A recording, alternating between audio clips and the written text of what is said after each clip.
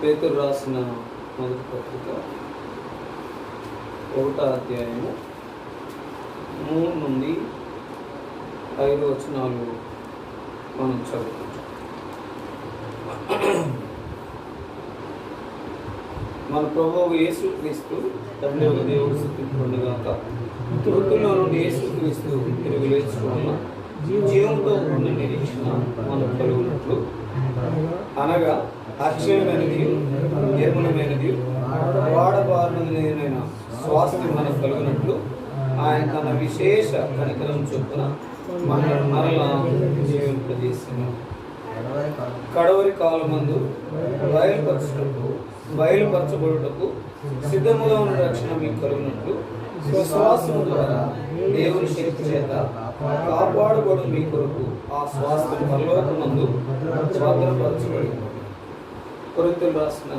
కొరింథీయులకు రాసిన మొదటి పత్రిక అపోస్తలుడైన పౌలు కొరింథీయులకు రాసిన మొదటి పత్రిక 11వ అధ్యాయం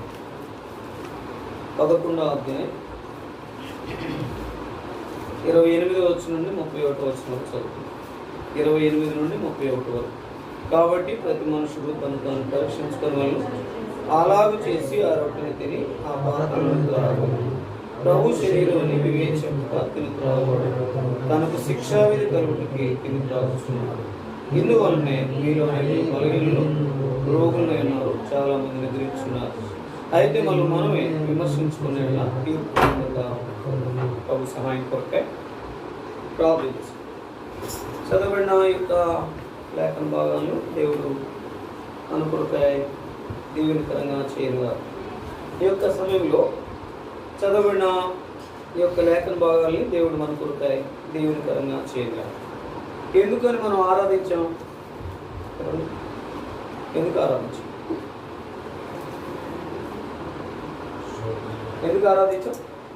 ఆయన మనలను రక్షించడంటే దేని నుండి? పాపము నుండి, శాపము నుండి, మరణము నుండి తప్పించి ఎక్కడ ఉంచాలని? రాజ్యములో ఉంచాలని. అందుకనే ఆయన జన్మించిన వాడుగా, ఆయన పాపం లేని వానిగా, జీవించిన వానిగా, ఆయన సిలువ మోసిన వానిగా, అదే సమయంలో ఆ సిలువకి ఎక్కిన వానిగా, ఆ సిలువలో ఎంతో క్రయం చెల్లించిన వానిగా ఉండి ఆయన ఏం చేయబడుతూ వచ్చాడు అని. ఎందుకని ఆయనలో మనం ఆరాధించి ఆయనలో మనము పాలు పంపులు పొందాలని, ఆయన శరీరానికి సాదృశ్యంగా ఉన్న రొట్టెలో, ఆయన రక్తానికి సాదృశ్యంగా ఉన్నటువంటి రసములో పాలు పంపులు పొందాలి. ఎందుకు అనేది ఎవరైనా ప్రశ్నించారంటే, ఎందుకని? రక్షించాడు, మంచిదే. దాని తర్వాత ఎందుకని పాలు పంపులు పొందాలంటే, ఆయన మన కొరకు ఏమైపోయాడు? చనిపోయి అలాగే లేడు, తిరిగి లేచాడు. దాన్ని ఏమంటారు? ఆయన పునరుద్ధానుడయ్యాడు. ఆ పునరుద్ధానుడైనటువంటి దేవుడు మనల్ని ఏం చేశాడు? పునరుద్ధానమైన స్థితిలో ఉంచాడు. అంటే దేవుని పిల్లలైన వారు ఆ పునరుద్ధాన శక్తిని పొందుకొని ఉండాలంటే ఎప్పుడు కూడా ఏం చేయాలా? Attach with God. అంటే దేవునితో ఉండాలా? సంబంధం కలిగి ఉండాలి. దేవునితో సంబంధం కలిగి ఉండేటటువంటి 3 లక్షణాలు ఏంటి చెప్పండి? ఎక్కువ చెప్తాను నేను. చిన్నపిల్లలు మొదలుకొని పెద్దవాని వరకు 3 లక్షణాలు ఎప్పుడు అవసరమే. ఏమన్నా ఏమేమి 3? 1 ప్రార్థించడం, దానికంటే ముందు వాక్యము, ప్రార్థన, విశ్వాసం అనేది మనము కొనసాగించే వరకు ఉండాలి. వీరిలో వాక్యం ఉందని చెప్పుకోవాలి. ఎవరిలో? మరి ముఖ్యంగా ఆరాధించి బలలో పాలు పంపులు పొందేవాళ్ళే ఉండాలంట. వాక్యం ఉండాలి. ఈ వాక్యం ఏం చేస్తుందంటే వాళ్ళని బ్రతికిస్తుంది, అదే సమయంలో నిర్మలంగా చేస్తుంది, అదే సమయంలో ధీటుగా ఉంచుతుంది, అదే సమయంలో ధైర్యంగా ఉంచుతుంది, అదే సమయంలో నడిపిస్తుంది, అదే సమయంలో ఎవరికి భయపడకుండా చేస్తుంది. అందుకని వాక్యం ఉన్న వాళ్ళు, ఆయన ప్రభుదాస్ రెడ్డి గారు ఒక ఆయన ఉన్నాడు, నంద్యాల సేవకుడు, గొప్ప సేవకుడు, రాజశేఖర్ రెడ్డి గారి యొక్క చిన్న ఆయన. నీలో దేవుడు ఉంటే, ఆ దేవుడు ఎవరు? వాక్యం ఉంటే ఏం చేయొచ్చంట? ఈ ప్రపంచాన్ని ఏం చేయొచ్చు? గడగడలాడించవచ్చంట. జయించడం కాదు, గడగడలాడించవచ్చంట. ఏ వ్యక్తి వాడి దగ్గరికి వచ్చి మాట్లాడడానికి అసలు ధైర్యమో సరిపోదు. ఆయన పండుగప్పులా ఉండేవాడు అనేవాడు. అట్లుండి ఎలా చెప్పేవాడంటే వాక్యం అలా చెప్పేవాడు. అంటే ఎందుకు చెప్తానంటే ఆ మాట, ఒకసారి భక్సింగ్ గారితో కలుసుకోవడానికి వచ్చారంట. వచ్చి నీ తీటుని వింటం మాత్రమే కాదు, నేను చూస్తూ వచ్చాను అని. ఎక్కడ చూస్తూ వచ్చిన అనుభవం ఏంటంటే, ఆయన జ్ఞాపకం చేసుకుంటే ఆయన కడపకి వెళ్ళినప్పుడు ఆయన చూస్తూ వచ్చాడంట. కడపకి వెళ్తే ఆయన తబలా జోసెఫ్ గారని ఆయన ఉండేవాడంట.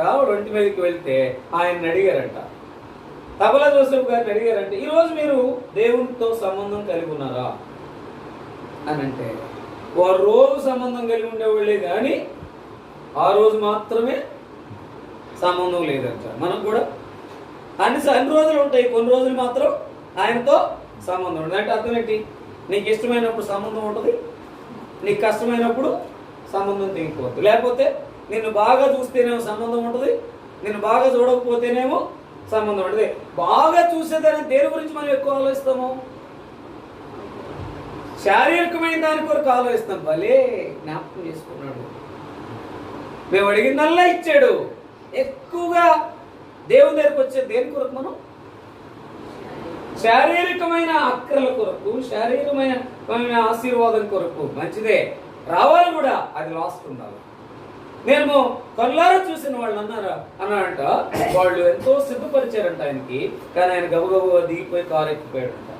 బర్మా దాని తర్వాత అప్పుడు బర్మా జోసెఫ్ గారు అక్కడ సేవకుడుగా ఉన్నారు. బర్మా జోసెఫ్ గారు అంటే ఆయన పేరు. అంటే బర్మా జోసెఫ్ గారు అంటే ఆయన పేరు ఏంటంటే అంతగా ఆయన దేవుని విషయంలో అంత ఖచ్చితంగా ఉండేవాడు అంట. 10 గంటలు అంటే ఆలస్యంగా వస్తాయి అంతే.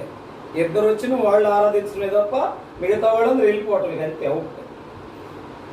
కోసినట్టు ఉండేదంట. బర్మా అంటే బాగా రంధ్రం పెట్టేది, కోసినట్టు ఉండేది. ఏమంట 2:10 అంటే 10:30 అడిగేవాడంట, మీరు ఎన్నింటికి వస్తారో చెప్పండి, అన్నింటికి పెడదాం.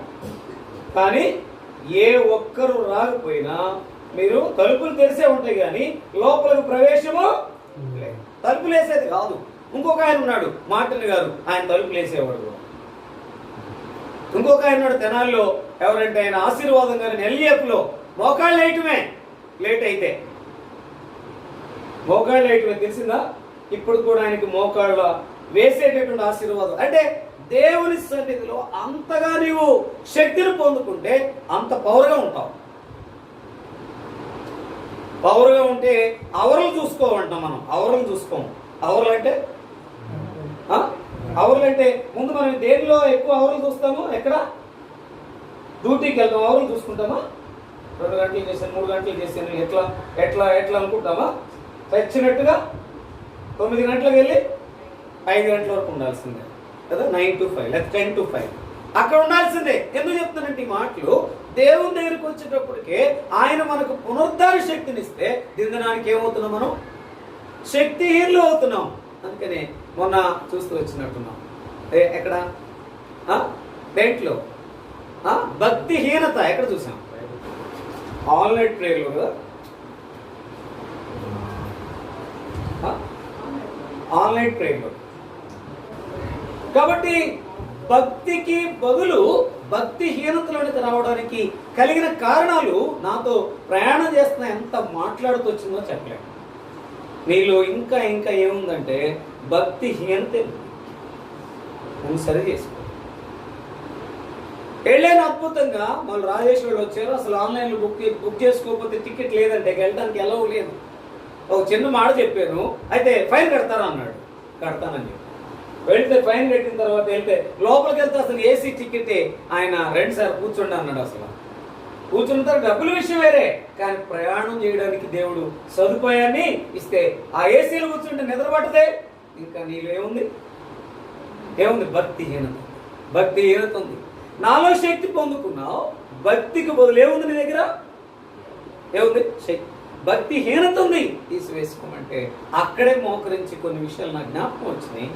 వెంటనే ప్రభు దగ్గర అడుగుతూ వచ్చాను, ఇది నాన్న ఆయన నీ కొరకు నా కొరకు ఏం చేయబడుతూ వచ్చాడు 3 అనే అనుభవానికి వస్తే నిజంగా ఆయన యొక్క రక్షణ మనకి ఇచ్చాడు. దాని కొరకైన శాపాన్ని పాపాన్ని తీసివేశాడు. కృపలో జ్ఞాపకం చేసుకున్నాడు. అయితే ఆయనకి చేతిలో రేలంట, మనకేమో మన చేతిలో మనకు ఆశీర్వాదాలు ఉన్నాయి. ఆయన కుడి చేతిలో నిత్య సుఖములు ఉన్నాయి. జ్ఞాపకం చేసుకుంటే ఆయన సన్నిధిలో మనకు దొరికేది నిజమైనటువంటి ఆశీర్వాదం. ఈ ఆశీర్వాదం అనేటటువంటి అనువులో మనకు మొట్టమొదటిది ఏంటంటే, ప్రభువులో ఉన్న వారందరికి ఇచ్చింది ఏంటంట చెప్పండి. ఏంటి? మొట్టమొదటి చదవండి. ఇక్కడ మన ప్రభువుగా యేసుక్రీస్తు అనే దేవుడు స్తుతింపబడును గాక. మృతుల్లో నుండి యేసుక్రీస్తు తిరిగి లేచడం వలన జీవముతో కూడిన నిరీక్షణ మనకు కలుగునట్లుగా, అనగా అక్షయమైంది, నిర్మలమైనది, వాడబారుదనైన స్వాస్థ్యం మనకు కలుగునట్లు ఆయన తన విశేష కనికరం చొప్పున మనల్ని మరలా జన్మింపజేసిన. అంటే మొట్టమొదటి ఆశీర్వాదం ఏంటంటే, ఆ యొక్క పునరుత్థాన యొక్క శక్తి ద్వారా మనం పొందుకునేది ఏంటంటే, మొట్టమొదటి ప్రభు బిడ్డలైన వారందరికీ, పాలు పంపులు పొందే వారందరికీ ఏం దొరికిందంటే, బాగా గుర్తుపెట్టుకోండి. అందుకని అందరూ చెప్తారు కానీ దానిలో నిలిచి లేరు. ఏంటంట, మనకేమి ఇచ్చాడు ఆయన? ఒకటి ఇచ్చాడు. ఏంటని చెప్పండి? ఒకటి ఇచ్చాడు. ఏంటి? జీవముతో కూడినటువంటి నిరీక్షణ. అందుకనే ఆ నిరీక్షణ ఏమంటామంట మనం? శుభప్రదమైన నిరీక్షణ మనకి ఇచ్చాడు. మొట్టమొదట నీవు నేను దేవుళ్ళకి వచ్చిన తర్వాత ఆ రక్షణ వెంటనే మనకు దొరికింది ఏంటంటే నిరీక్షణ. ఎందుకంటే ఆయన రక్షణ ఇవ్వడం మాత్రమే కాదు, రక్షణ ఇచ్చినటువంటి వ్యక్తి నా కొరకు తిరిగి ఏమొస్తాడు? రానై ఉన్నాడు, తిరిగి తీసుకెళ్తాడు. ఇది నిరీక్షణ. ఈ నిరీక్షణ అనుభవంలోనికే తీసుకురావడం కొరకే ఈ బలం. నేను మీ కొరకు చనిపోయాను, మరలా తిరిగి లేచాను, పరలోకానికి వెళ్ళాను, మరలా తిరిగి రానై ఉన్నాను. అంటే ఆశీర్వాదం ఏమంట? దేవుని బిడ్డలకి నిరీక్షణ ఉంది. ఒక నిరీక్షణ ఉంది. ఎవరికి లేని నిరీక్షణ. మొట్టమొదట ప్రభు దగ్గరికి వచ్చి, ప్రభు నేను పాపినన్న వారందరికీ రక్షణ. ఆశీర్వాదం ఏంటంటే మొట్టమొదటిది నిరీక్షణ. ఆ నిరీక్షణ కలిగిన వారంగా మనం ఉన్నాం. ఆ నిరీక్షణలో 3 ఉన్నాయి. ఒకటి ఆ నిరీక్షణ ఏంటంటే, ఒకటి నిశ్చయిత, రెండోది నమ్మకము, మూడోది యుగాయుగములు ఆయనతో ఉంటామనేది. ఈ నిరీక్షణ లేకపోతే మనం ఎంత ఆరాధించిన ఏం ప్రయోజనము లేదు. ఈ నిరీక్షణ కలిగినటువంటి పునరుత్థాన శక్తులు ఆశీర్వాదం పొందుకున్న మనము ఆశీర్వాదములోనే ఉండాలి. ఆశీర్వాదములు ఉండాలంటే ఎంత మాత్రం కూడా శాపమైనటువంటి లోకములో కలిసిపోకూడదు. నువ్వు ఆత్మీయమైన ఆశీర్వాదం పొందాలంటే శాపమైన లోకములో నువ్వు కలిసిపోకూడదు. కానీ మనం శాపమైన లోకంలో కొరకే ఏం చేస్తాం? ఎక్కువ ఆశీర్వాదం కొరకు ఎక్కువగా ప్రయాసపడే వారు ఉన్నాం. అందుకనే మొట్టమొదట ఈ ఆశీర్వాదము. అందుకనే ఈ యొక్క వర్తమానము చెప్పేటప్పుడు కోటి మరి ఆ యొక్క విధానం యొక్క మాట చూడండి. ఆ రక్షణలో మనకు దొరికింది ఏంటి చెప్పండి? విధంగా ఏం దొరికింది? రక్షణ అంటే అప్పటికప్పుడే కొన్నిసార్లు నేను రాసుకుంటున్నాను తలంపు వచ్చినప్పుడు. రక్షణ అంటే ఏ అనుభవంలోకి వచ్చాం మనం? మనకి నిరీక్షణనే ఆశీర్వాదం దొరికిందంటే ఈ అనుభవంలోకి వచ్చాం మనం. రా అనే మాటలో రక్షణ అనే అనుభవంలో ఏం దొరికింది మనకి? రండి అనే అనుభవంలోకి వచ్చాం. రండి మన వివాదమును తీర్చుకుందాం. అందుకని రండి అనే రక్షణలే ఉందంటే రండి అని పిలిచాడు.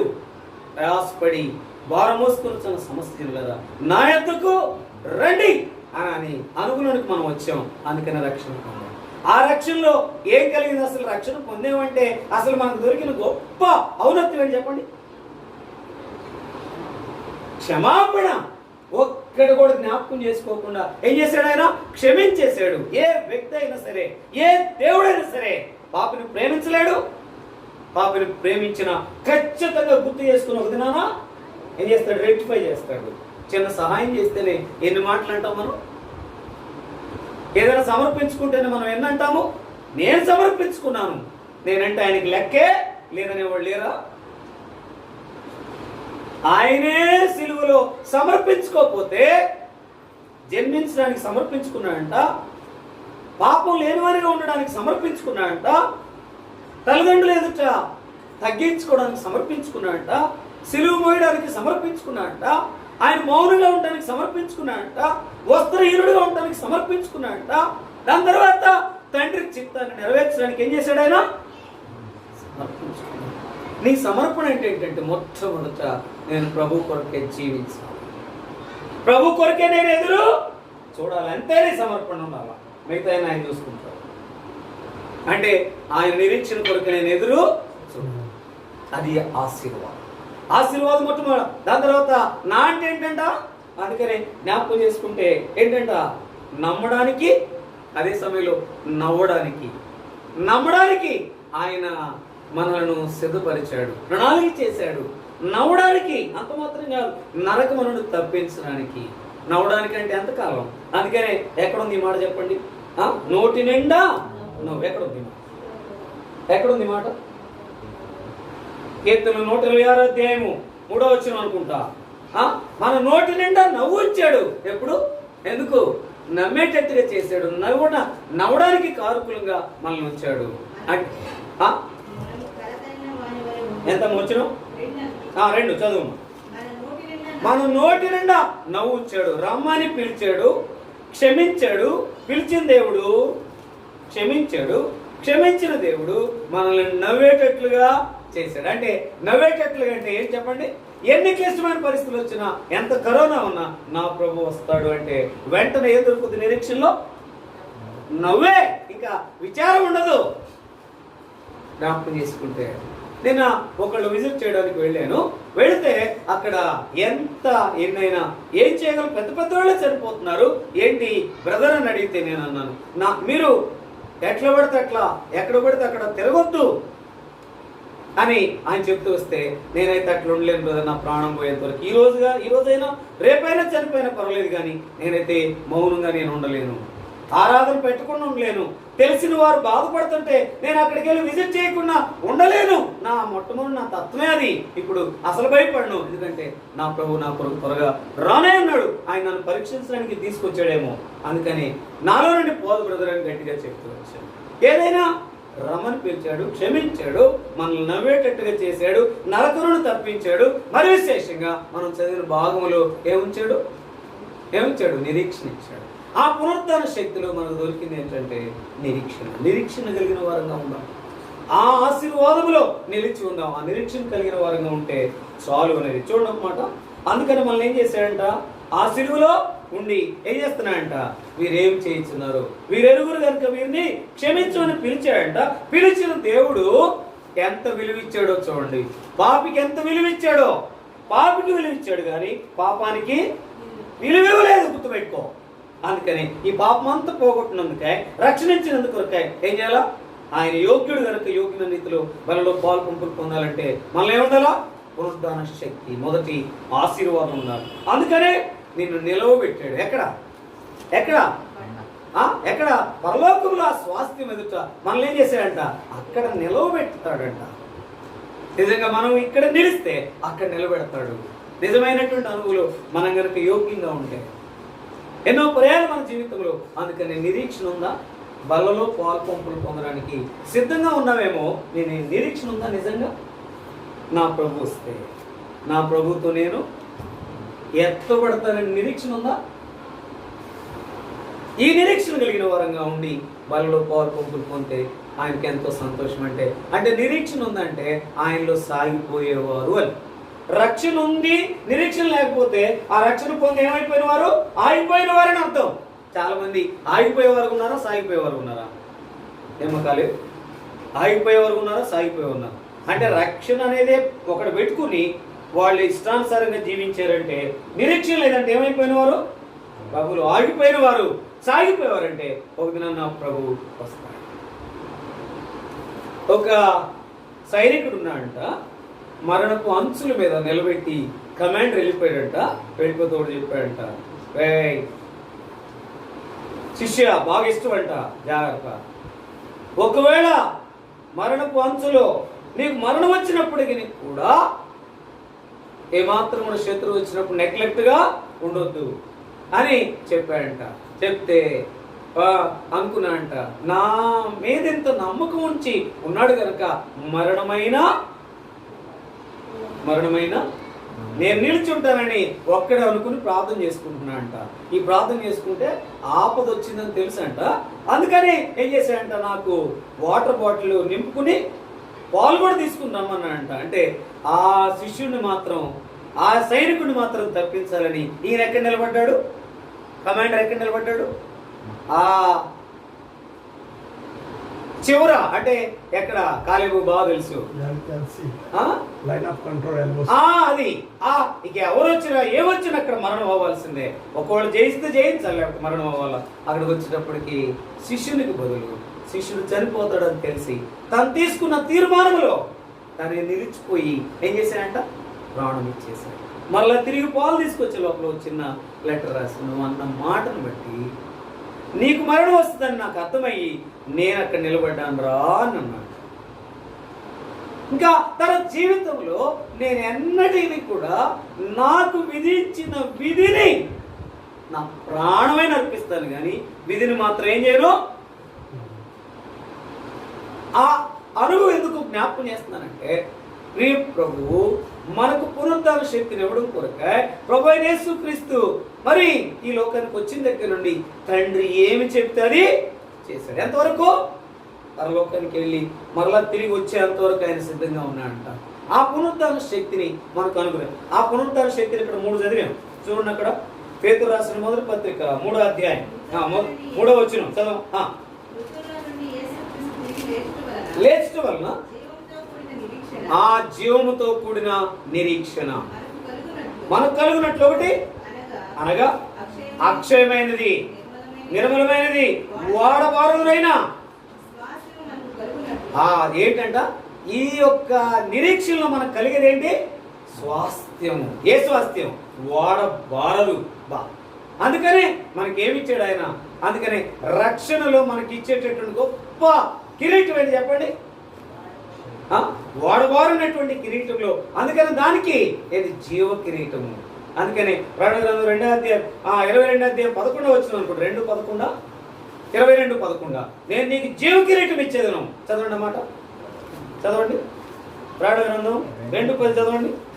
2వ అధ్యాయం 10వ వచనం చదవండి. ఇదిగో మీరు శోధింపబడినట్లు అపవాది మీలో కొందరిని చెరలో వేయించుకొచ్చున్నాడు. 10 దినములు శ్రమ కలుగును. ఏంటంటే మరణం వరకు నమ్మకంగా ఉండము. ఆ నమ్మకమైనటువంటి అనుభవంలో నీవు మరణం వరకు నమ్మకంగా ఉండమంటే ఆయన కొరకు నిరీక్షించడమే. అప్పుడు ఏమిస్తాడంటే ఆయన జీవ కిరీటం. దేంట్లో ఆ యొక్క నిరీక్షణలో ఏం పొందుతామంట? జీవ కిరీటం. అయితే మరణం వరకు ఏముండాలా? నమ్మకము. చాలా మంది దీనిలో విఫలమైపోతున్నారంట. అందుకని ఆ పునరుద్ధాన శక్తిలో ఆ నిరీక్షణ ఉంది అనే సంగతి ఆశీర్వాదముగా భావించి నిలబడి నువ్వు ఆయన కొరకు ఎదురు చూడాలి. ఆయన కొరకు ఎదురు చూసినప్పుడు ఆయన వచ్చి నిన్ను నన్ను తీసుకుపోయిన అనుభవం ఎంత గొప్పదో అప్పుడు నీవు నేను కళ్ళారా చూస్తాను. మొదటి ఆశీర్వాదము నిరీక్షణ. 2వ చూడండి, రోమిలకు రాసిన పత్రిక 4వ అధ్యాయం 25వ వచనం. 4వ అధ్యాయము మన అపరాధముల నిమిత్తము అప్పగింపబడి మనము నీతిమంతులుగా తీర్చబడుటకై లేపబడి. 2వ ఆ పునరుద్ధాన శక్తిలో ఆయన లేచిన అనువులో ఏముందంట? మనల్ని ఏం చేశాడంట? ఆయన అప్పగించుకున్నాడు, మనల్నేమో నీతిమంతులుగా చేశాడు. మొట్టమొదటి ఏముండాలంటే నిరీక్షణ ఉండాలి. ఈ పాలు పంపులు పొందటం కాదు, ఈ పాలు పంపులు పొందులో నిరీక్షణ అనే ఆశీర్వాదం నాకుంది. ఆశీర్వాదం అనే దాంట్లో దేవుడు నాకు ఇచ్చిన తల ముందు నాకు నిరీక్షణ ఉందంటే. 2వది నాలో నీతి ఉందంటే నీతిమంతులుగా చేసి ఏం చేశాడంట? ఆయన మృతుల నుండి ఆయన లేచిన వాడిగా ఉన్నాడు. మనల్ని ఏం చేశాడంట? ఆయన అప్పగించబడి మనల్ని ఏం చేశాడు? నీతిమంతులుగా చేశాడు. అంటే ఆ నీతి మనలో ఉండాలి. నిజమైనటువంటి ఆశీర్వాదం అంటే నీతిగా ఉన్నారు వారు. అందుకని ఎంతమంది చెబుతారు వాళ్ళు నీతిమంతులని? ఎంతమంది చెబుతారు? ఒక ఆమె చెప్పింది కదా, ఎవరు? యేసు ప్రభు గురించి ఆ నీతిమంతుల జోలికి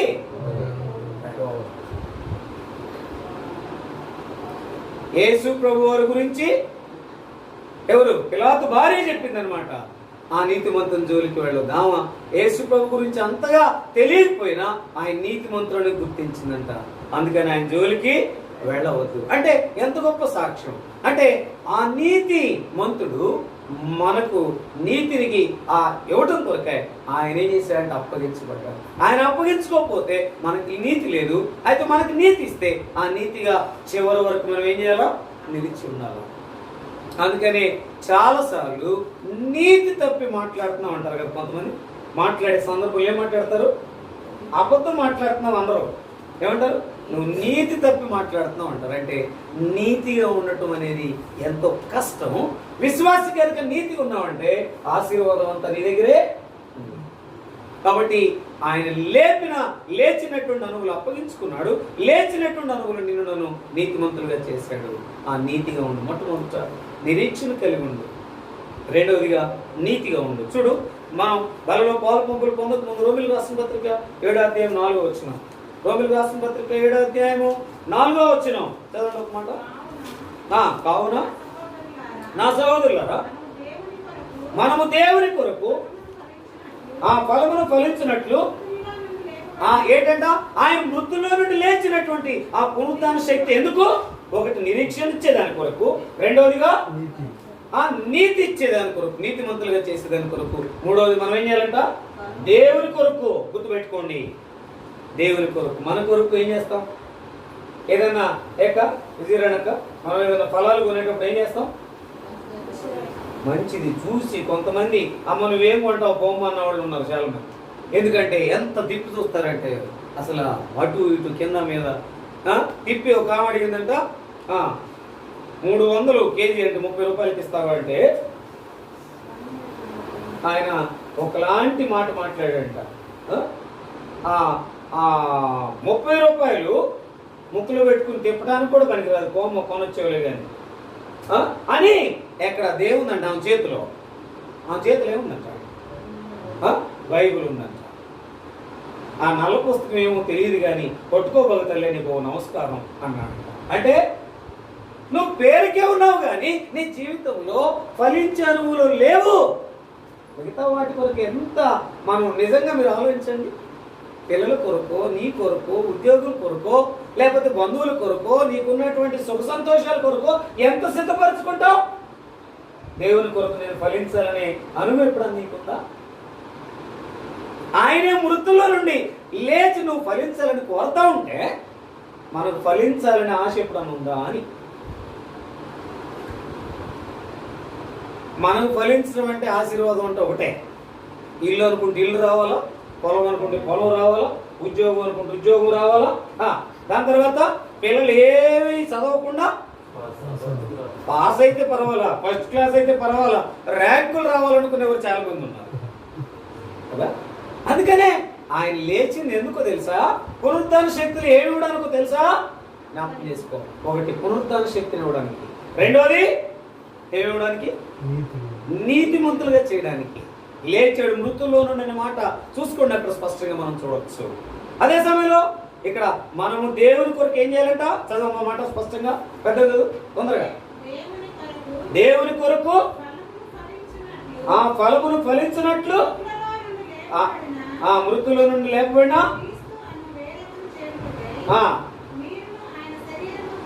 ఆయన శరీరము ద్వారా అది. కాబట్టి ఆయన పునరుద్ధాన శక్తిలో ఆశీర్వాదం ఏంటంటే మొట్టమొదటి నిరీక్షణ, రెండవదిగా నీతిమంతులుగా, మూడవదిగా నిజమైన దేవుని కొరకు ఫలం ఫలించు. నీ కొరకు ఫలించబాక, నిన్ను నువ్వు చూసుకోబాక, దాని తర్వాత దీన్ని అలవాటు చేసుకోబాక. ధన ధన ధన వచ్చి మంత్రంలాగా ఆరాధించి ధన ధన ధన నువ్వు చెయ్యకపోతే ఆయనకి చాలా బలహీనం వచ్చుద్ది అన్నట్లుగా చెయ్యేసేసి ఉండబాక. ఏదో అందరూ చూసేటట్టుగా కొంతమంది చేస్తారంట, కొంతమంది ఏమో అలవాటుగా వేస్తారంట, కొంతమంది ఏమో ఇది తినకపోతే నేను తినకపోతే చచ్చిపోతాను అన్నట్టుగా. చాలా మందికి ఏంటంటే ఇది ప్రసాదం అన్నట్టుగా తిన్నామంటే ఏమొచ్చుద్దంట? ఆసాదం వచ్చుద్దంట. ముక్తనాయకం గారు చెప్పాడు, ఆసాదం అంటే దినదినము కుమిలిపోవటమేనంట. ఏ సాధం? ప్రసాదం తీసుకుంటే కనుక నువ్వు దీన్ని ప్రసాదం లాగా, ఆసాదం అంటే దినదినము, ఆ దినం వరకు నువ్వు ఏమవలా కూలిపోవటం అనేట లోపల. అందుకని యోగ్యముగా పాల్పొందులు పొందే నీనా జీవితంలో దేవుని బిడ్డలంగా నిరీక్షణ ఉందా లేకపోతే నిరీక్షణ కలిగి, నీతి ఉందా లేకపోతే నీతి కలిగి ఉండదు. నీవు నేను అలా ఉండటం అనేది ఎంత అవసరం. మూడవదిగా మనం చూస్తే కనుక ఆయన కొరకు ఫలించు, నీకు కావాల్సిన ఆయన ఇస్తాడు. 4 చూడమాట మనం జ్ఞాపకం అపోస్తలుడు పౌలు కొరింథీయులకు రాసిన 2వ పత్రిక 5వ అధ్యాయం 15వ వచనం. జీవించువారు ఇక మీదట తన కొరకు కాక తమ నిమిత్తం మృతి పొంది తిరిగి లేచిన వారి కొరకే జీవించుటకు ఆయన అందరి కొరకు మృతి పొందిన. అంటే ఏం చేయాలి ఇప్పుడు దీంట్లో చెప్పండి? మనం ఏం చేయాలా? మన కోసం కాదు, ఎవరి కొరకు జీవించాలా? ఆయన కొరకు. ఇప్పుడు మీకు ధైర్యం ఉంటే నేను ఆయన కొరకు జీవిస్తున్నాను చేయొద్దండి. బలలో పొందడానికి సిద్ధంగా ఉన్నాను కదా, నేను ఆయన కొరకే జీవిస్తున్నాను అన్నవాడు చేయొద్దండి. అందుకని కాదు, మన కొరకే ఆయన కొరకే జీవించడం అంటే ఎల్ల వేళలా ఆయన సంతోషపెట్టాలా? సంతోషపెట్టినామా? చెయ్యైతే అందుకని వ్యవసాయం గారు ఏమనంట, ఏది ఆయన కొరక అనేవాడు. ఆయన నువ్వు ఆయన కొరకు జీవించాను అనేవాడు. ఆయన గొంతు కేసరగా ఉన్నా పిలిస్తే స్వార్థ రథం అనేవాళ్ళు. ఎప్పుడు ఆయన కొరకు మనం జీవించలేదు. నువ్వు చెప్పేది నేను చెప్పేది అబద్ధమే. లేకపోతే నీ కొరకు మనుషుల కొరకు అటెండెన్స్ కొరకే లేదు, బట్దే ఆయన కొరకు జీవించట్లా. ఆయన కొరకు జీవించున్నావు అంటే నువ్వు ఆయన ఎగ్జామిన్ చేసుకో. ఆ ధైర్యం మనకు లేదంటే ఆయన కొరకే. అందుకని ఏదో నీ ముఖం చూపించు ఒకసారి. అయ్యా నీ ముఖం ఒకసారి చూపించు. తమ ఎలిగిపోతుంది. మంగళం మీద ఉన్నట్టుగా ఆయన కొరకు జీవిస్తున్నావా? ముఖం మీదే ఉంటుంది. ఆయన అరవిందం గారు కూడా ఇచ్చేవాడంట, ఈ మొహం మండ. ఆరాధనలో కొంతమంది అనేవాడు, ఏదో నీ మొహం చూపించు, ఏదైనా చూపించిన ఆయన అని అంటే ముందేమో చెయ్యి ఎత్తేవాళ్ళంట. ఆ మాట చూపించమనగా దించేవాళ్ళంట, ఎత్తేది లేదు. ఎందుకంటే ఆ సంగతి అంతా ఆయనకు బాగా తెలియని వాళ్ళు ఎత్తితే ఏమన్నా పర్లేదు కానీ ముందు కూర్చుంది అందుకేరా ఏమా అని అసలు ఎంత గాలి తీసేవాడు అంటే చెప్పండి. అంటే ఆయన కొరకే మనం జీవించే అనుభవం అవసరము అనేది. కాబట్టి ఆయన కొరకే జీవించేది. చూడండి, చివరికి ఒక మాట చదువుదాం, మనం జ్ఞాపకం చేసుకుంటే. పేతురు రాసిన మొదటి పత్రిక 3:15 చదవండి. నా నిర్మలమైన మనస్సాక్షి కలిగిన వారై మీలో ఉన్న నిరీక్షణ గురించి భయంతోనూ సమాధానం చెప్పుటకు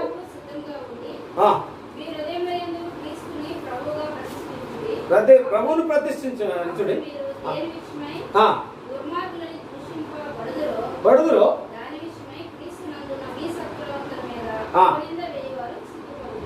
నిర్మలమైన మనసాక్షి. అయితే అక్కడ మృతుల్లో నుండి అనే మాట కూడా రావాలి, నేను తర్వాత చెప్తా. అయితే ఈ మాట కూడా జ్ఞాపకం చేసుకుంటే నిర్మలమైన మనసాక్షి. అందుకని మన జీవితంలో నిజంగా ఆ పునరుద్ధాన శక్తిని కలిగిన వారంగా మొట్టమొదటి నిరీక్షణ, రెండోది నీతి, మూడోది ఆయన కొరకే ఫలించేది, నాలుగోది ఆయన కొరకే జీవించేది, ఐదోది నిర్మలమైన మనసాక్షి కలిగిన వారంగా ఉంటే చాలు.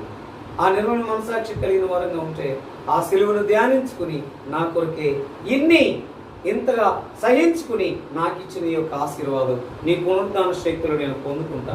ఆ పొందుకునే దాని కొరకే నీ కొరకే సాగిపోతా. ఆగిపోకుండా సాగిపోయే విధానంలో రక్షణ, ఆ రక్షణలో నిరీక్షణ కలిగిన వారంగా ఉండుటకు ప్రియ ప్రభువు మన సహాయము చేయనుగా.